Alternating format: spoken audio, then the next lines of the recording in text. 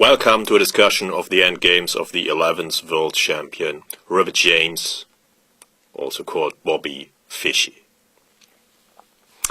The main source is my book, Bobby Fischer, published by Russell Enterprises 2009, but I have of course also used Fischer's masterpiece, famous masterpiece, My 60 Memorable Games, Kasparov's Volume 4 of his great predecessor series on Fischer, and Hübner's chess-based CD on Fischer, and many other sources which are mentioned in the file on in traditional format on the DVD.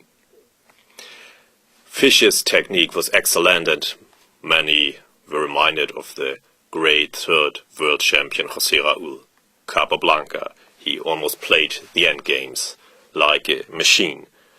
Even a slight initiative was often deadly in Fischer's hands, as he fought really to the end. He almost never agreed short draws, but just kept on playing and fighting and earned many points thanks to his remarkable handling of the final phase of the royal game. He even learned Russian to study the premium material of the time in the language, especially, of course, the magazine Shachmaty in the Soviet Union, in the SSSR, which was premium material at the time, as the Soviet Union was the dominant power in chess after the Second World War. So it was really amazing that a player from the United States could almost single-handedly, okay, of course he had some help, that's clear, but not as much as the players from the Soviet Union, who had a great support from the state itself, could take away the highest chess crown. And one major part of Fischer's strengths were indeed his endgames. I have divided the material for this DVD in 4 sections. In the first, I will look at a few theoretical endgames to show that he knew many of them by heart and that it helps to know theoretical endgames. The second section's on rook endings. Okay, they just occur so often that it is easy to find many instructive rook. It was very easy to find many instructive rook endings by Fischer. Then the third section is in a way a Fischer's specialty. The endgame rook and bishop against rook and knight, where the side with the bishop has the advantage. This whole endgame type is even sometimes called a Fischer endgame. So of course here I have to make a more detailed look, especially into his amazing wins against Taimanov and Petrosyan in the third section. And the fourth section, I will look at a few famous endgames and riddles which have already fascinated generations of analysts since then. I hope to shed some light on the riddles and mysteries. But okay, now let's start with the theoretical endgames. Taimanov Fischer, Buenos Aires 1960.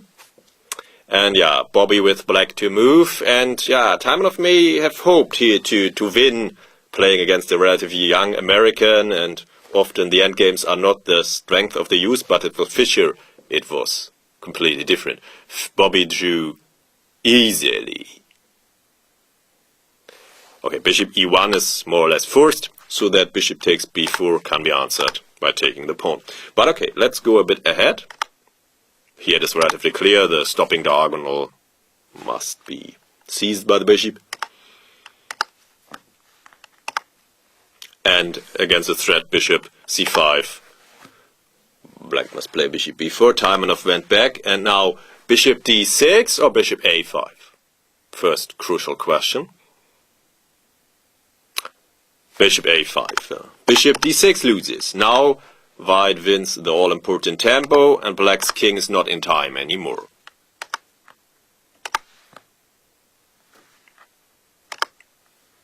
And now white's king can force the bishop to leave this stopping diagonal, and now black loses, because the b-pawn will come to b7, and then the stopping diagonal b8, a7 is of course too short. Yeah, it is not possible to stop b6, and yeah, this means that black is lost, as one of the stopping diagonals is too short, and black's king too far away.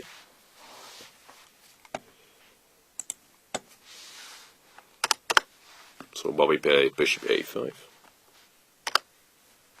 and stayed now on this stopping diagonal. And here comes the next question, where to go with black's king, which is the right direction in principle. The king must come behind the pawn to c4 in the end, black's king. So king f4, and after king d5, then king e3 to come king d3, king c4. And this will then reach Centurini's drawing fortress-like setup. This is theoretical position Fischer knew, and you should know as well.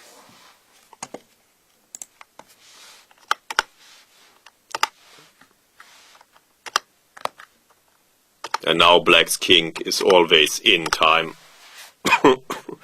to reach a version of Centurini's draw.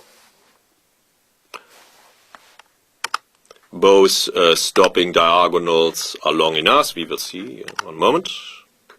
Yeah, bishop c7. And now both stopping diagonals are longer than 3 squares, and the kings are in the typical Centurini formation, so this is a fortress, and a draw was agreed. After the game, Taimanov asked, "Bobby, how did you manage to save the situation and do it so quickly?"